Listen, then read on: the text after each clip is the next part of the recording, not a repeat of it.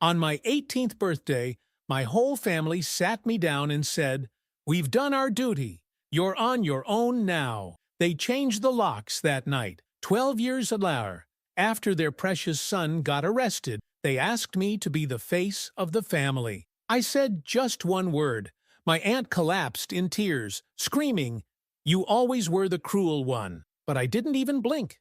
So I'm finally ready to share this. Been lurking for years, but never thought I'd post my own story. Fair warning, this is long AF, and I'm not sugarcoating anything. I'll start with the basic. I was always the other son in my family, not the favorite, not the one they bragged about at neighborhood BBQs. That honor went to my little brother Jet, 2 years younger, but somehow always 10 times more important. Growing up, our house had an invisible dividing line. My parents, Henry and Violet, on one side with precious Jet. Me on the other, alone. When Jet got a new gaming system, I got socks. When Jet made the B team for basketball, they threw a party.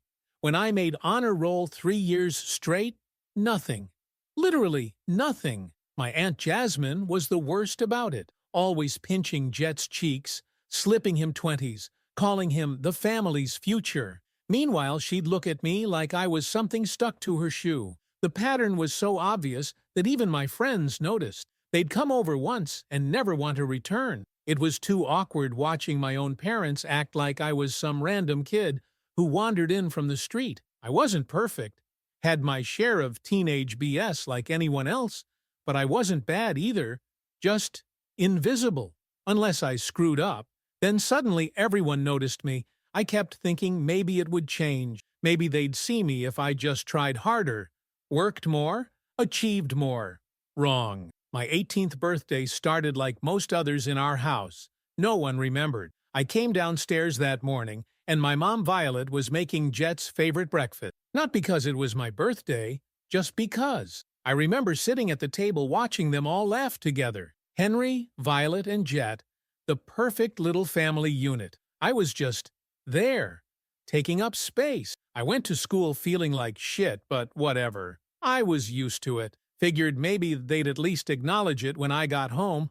Got back around 4 and found them all sitting in the living room. Henry, Violet, Jet, Aunt Jasmine, Uncle Lincoln, my cousin Lila, even that family friend Rory, who always kissed my parents' asses. At first I thought, holy shit, they remembered.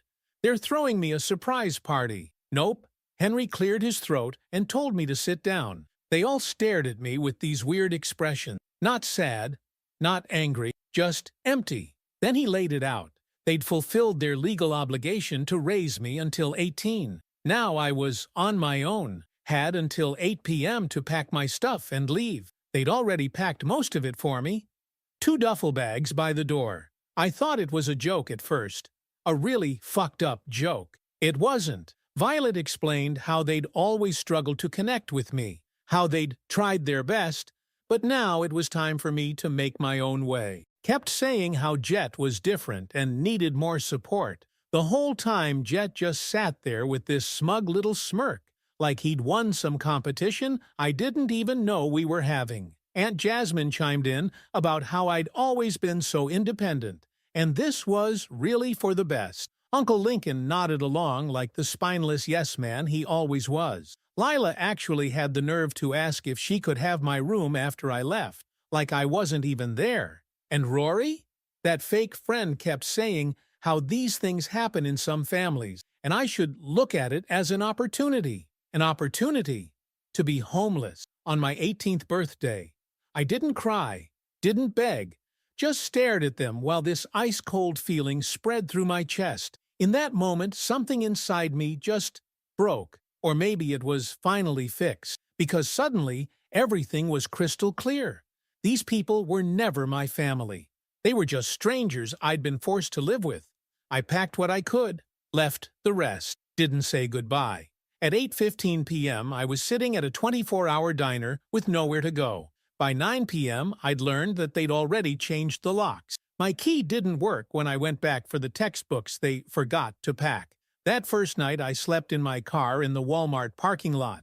Woke up to a security guard tapping on my window, telling me to move along. For 2 weeks, I bounced between that parking lot and a couple others, showered at the gym when I could afford a day pass, applied for every job I could find, finally landed a gig washing dishes at this greasy spoon diner.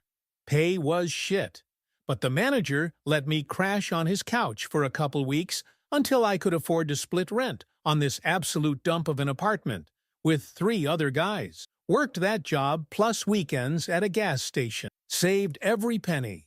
Got my GED since I missed the last month of high school, being, homeless. Applied to community college. Got in.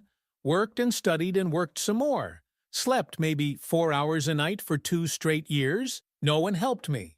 No one checked on me. Not once did anyone from that so-called family call to see if I was alive or dead. After community college, transferred to state school. Still working 2 jobs. Still barely sleeping. But I was making it work. Got an internship. Turned it into a job. The job turned into a better job. Then another.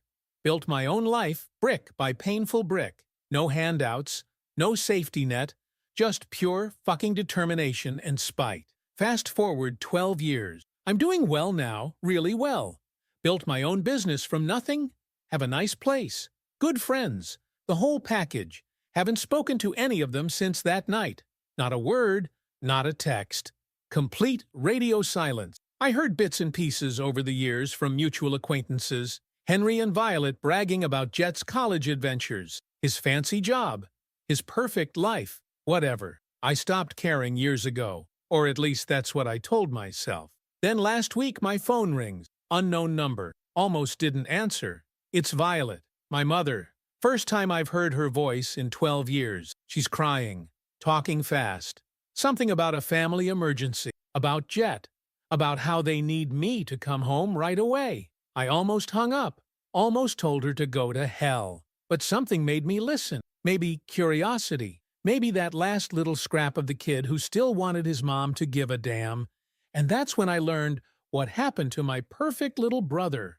Update 1. So yeah, I left you all hanging about what happened with Jet.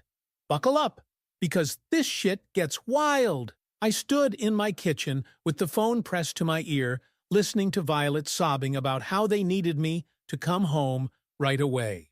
Home. Like that place was ever a home to me. Through her hysterics, I finally pieced together what happened. Perfect little Jet, the golden child, had gotten himself arrested. Not for some minor BS either. DUI. A bad one. He'd wrapped his car around a telephone pole after some bougie charity gala. Hit a cyclist in the process. The guy survived but had serious injury. And the kicker, this wasn't his first DUI.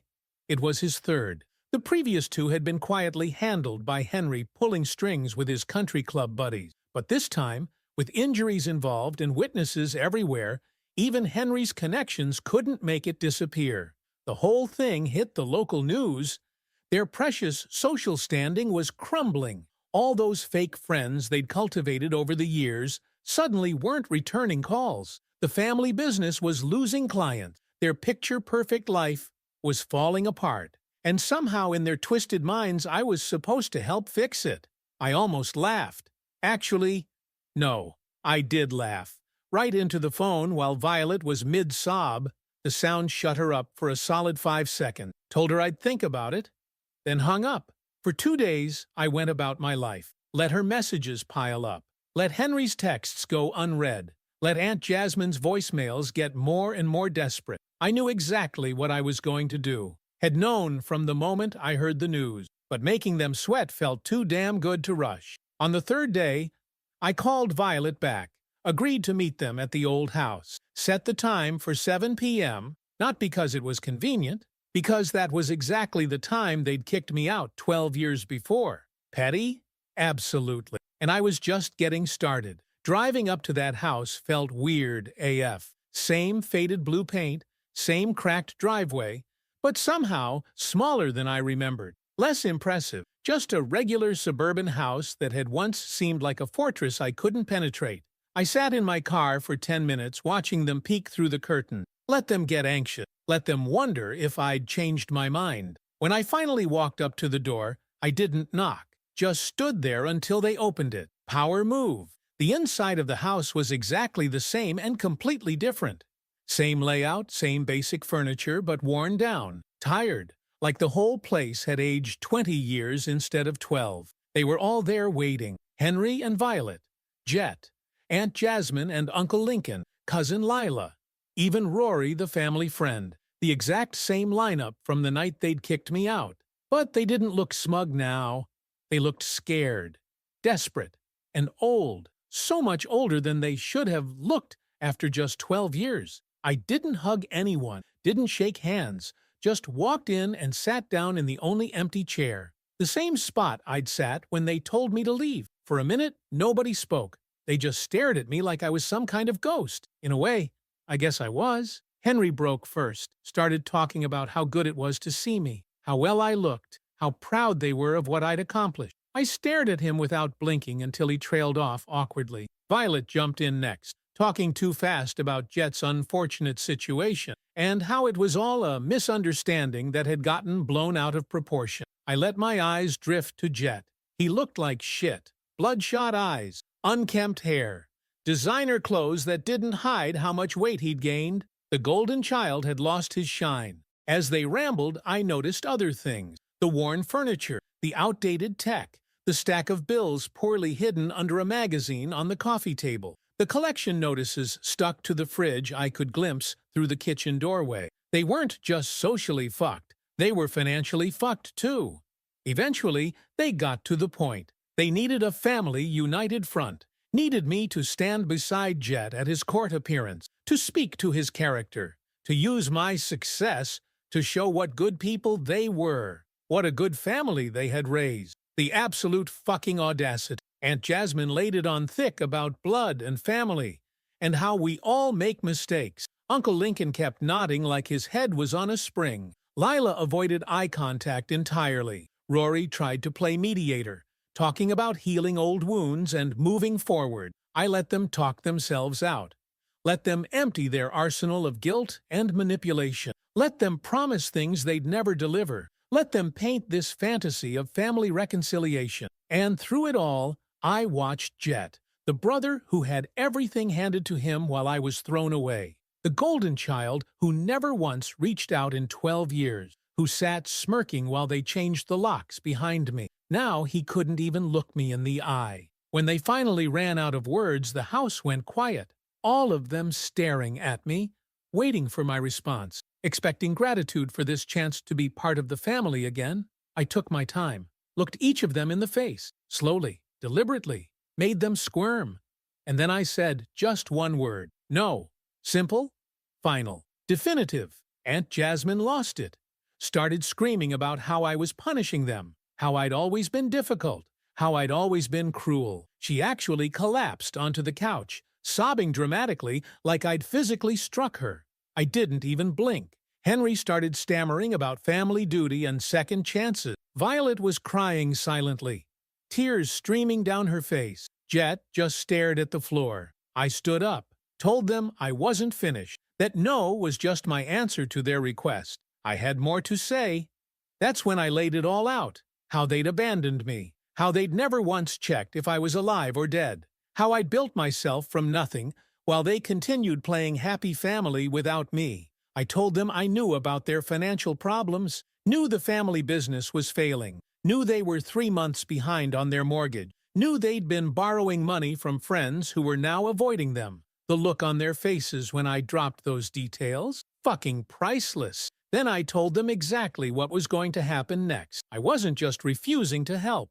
I was going to make things worse, much worse. I'd already started buying up their business debt, already had calls in to their remaining clients, already had plans to systematically dismantle everything they'd built.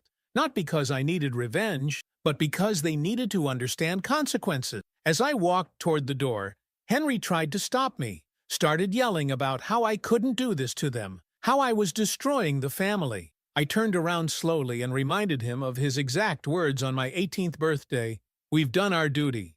You're on your own now." Then I walked out, didn't look back when Violet called after me, didn't flinch when I heard something crash against the wall inside. Got in my car and just sat there for a minute letting it all sink in. 12 years of built-up rage finally unleashed. 12 years of pain converted into purpose. My phone started blowing up immediately. Texts from Lila begging me to reconsider.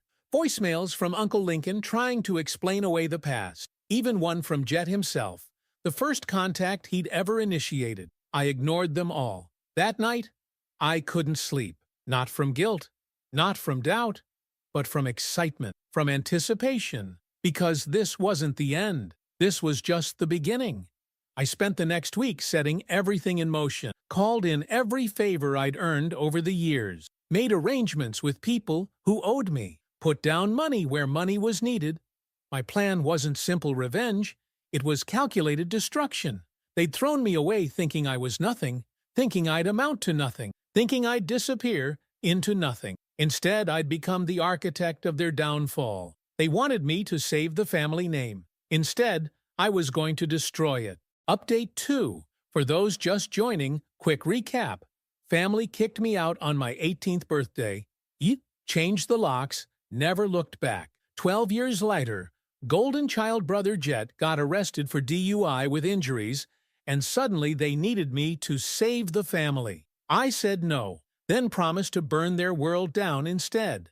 Now for the finale you've been waiting for. When I walked out of that house, I already had a plan forming. Not some half-assed revenge fantasy, a methodical, step-by-step dismantling of everything they valued. The morning after that meeting, I woke up early, made coffee, sat at my kitchen table and opened my laptop. Time to get to work. First target, their social standing. Remember how I mentioned Henry and Violet were obsessed with their image? Their whole identity was wrapped up in being the perfect family, in their bougie little social circle. That was the first thing I decided to destroy.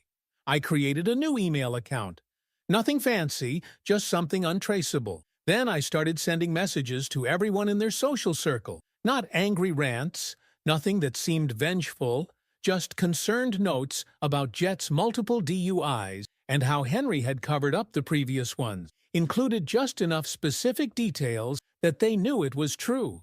Details only an insider would know. Within a week, invitations to their usual social events stopped coming. People they'd known for decades suddenly had other commitments when they called. The church group Violet was so proud of being part of asked her to take a break from her leadership role. Social destruction, phase 1 complete. Next target, their financial security. The family business was already struggling after Jet's arrest, but I wanted to make sure it collapsed completely. Found out through some basic research that they had loans with 3 different banks. Called in a favor from a friend who works in finance. Nothing illegal, just asked him to look into whether the loans could be bought. Turns out they could. Used a significant chunk of my savings to buy the debt through a shell company. Then immediately called the loans due. The look on Henry's face when he got that call. Wish I could have seen it. But that wasn't enough. I started reaching out to their clients. Again, nothing obviously vindictive, just casual conversations where I happened to mention Jet's situation and the company's financial troubles. Clients started pulling their business. Contracts weren't renewed. The steady stream of income they'd counted on for decades dried up almost overnight. Financial destruction, phase 1 complete. While all this was happening, I set up cameras outside their house, legal ones, on public property. Wanted to watch their world collapsing in real time. The footage was better than any Netflix show. Henry pacing in the driveway while yelling into his phone. Violet coming home with fewer and fewer shopping bags. Jet looking increasingly disheveled, sneaking out at night and coming back wasted. By week 3, their newspaper subscription stopped. By week 4, their lawn service was gone. Small things, but signs that the money was running out. That's when I moved to phase 2, psychological warfare. Found out through public records that the house next door to them was in foreclosure. Bought it through another shell company. Had it renovated. Nothing fancy, just enough to make it livable. Then I moved in. They didn't know at first. The windows were tinted and I was careful coming and going, but I made sure they found out eventually. Left a moving box with my name clearly visible on their property line by accident. The texts and calls started immediately. Violet begging me to talk to them, Henry threatening legal action for harassment, which was bullshit. I hadn't done anything illegal. Aunt Jasmine leaving sobbing voicemails about family and forgiveness. I ignored them all, just kept watching through my cameras as they fell apart. Jet's court date came and went. Without the family's usual connections and money to protect him, he got the maximum sentence, 2 years, with possibility of parole after 1, plus massive fines and restitution to the injured cyclist. Violet showed up at my door the day after the sentencing, mascara streaking down her face, begging me to help them, to stop whatever I was doing, to be their son again. I let her stand there in the rain for 10 minutes before I even opened the door. Then I told her exactly what I thought of her as a mother, told her how it felt to sleep in my car at 18 because the people who were supposed to love me had thrown me away. She tried to claim that they'd always loved me, but that I was so independent, they thought I'd be better off on my own. Fucking laughable. I closed the door in her face, watched on the camera as she collapsed on my porch, sobbing, felt nothing but cold satisfaction. Next came Uncle Lincoln. Always the reasonable one. He showed up with an offer.